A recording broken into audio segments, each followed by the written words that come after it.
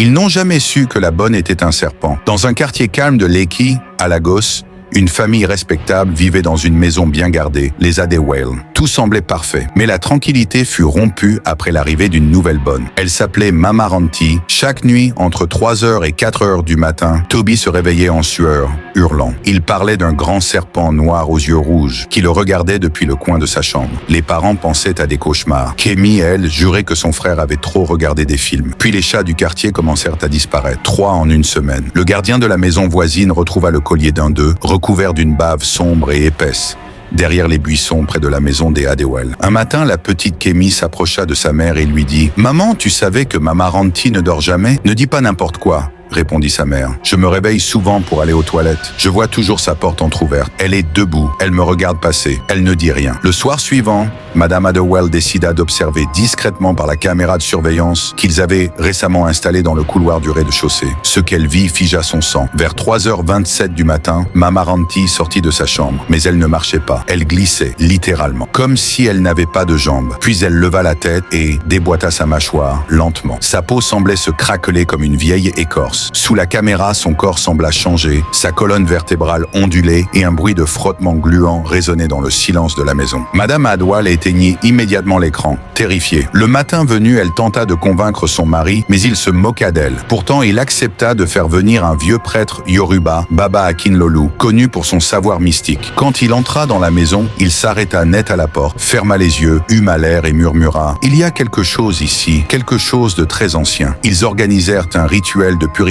le soir même, sous prétexte d'un événement familial. Quand Baba Akinlolu commença à entonner ses prières, Mama Ranti se mit à trembler violemment. Puis elle poussa un cri strident, non humain, et se jeta au sol en se tortillant. Ce que tous virent alors ne peut jamais être oublié. La peau humaine de Mama Ranti se déchira, et un immense serpent noir, aux yeux rouges ardents, s'en échappa en sifflant. Le prêtre commença à prier plus fort, mais le serpent disparut dans un tourbillon de vent. Il n'était plus là, juste parti. Depuis ce jour, la famille Adewale ne parle plus de cette histoire. Ils ont déménagé loin de Lagos. Mais certaines nuits, dans les rues silencieuses de Lekki, des habitants disent avoir vu une silhouette glisser entre les murs et entendre un sifflement juste avant que les lumières ne clignotent. Ils n'ont jamais su que la bonne était un serpent. Mais maintenant, vous le savez.